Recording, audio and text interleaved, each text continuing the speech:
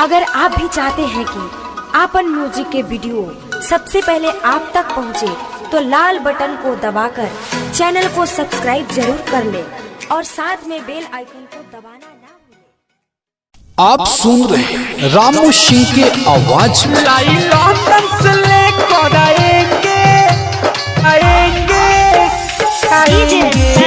दही चिवड़ा के साथ खाएंगे। लाई लंदन से लेकर आएंगे लाई लंदन से लेकर आएंगे दही चिवड़ा के साथ खाएंगे। दही चिवड़ा के साथ खाएंगे लाई लंदन से लेकर आएंगे दही चिवड़ा के साथ खाएंगे।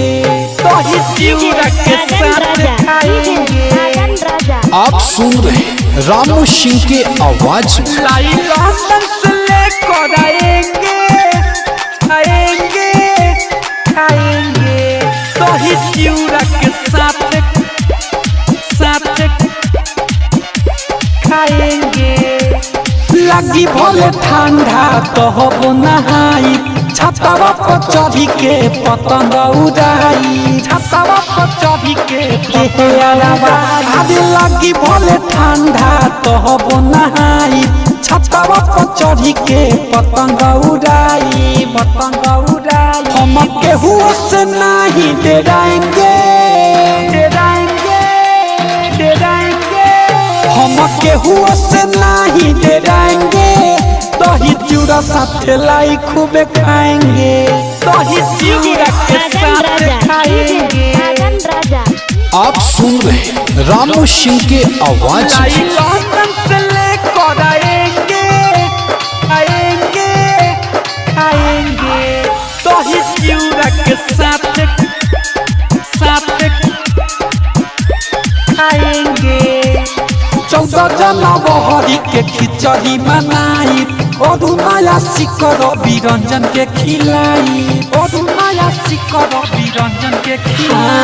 14 जनवरी के खिचड़ी मनाई और किशोर सानू के खिलाई। आदि रामू सोनलू दाना जियाएंगे। रामू सिंह सोनलू दाना जियाएंगे। दही चिवड़ा के साथ लाई खाएंगे। दही चिवड़ा के साथ खाएंगे लाई लंदन से लेकर आएंगे दही चिवड़ा के साथ खाएंगे।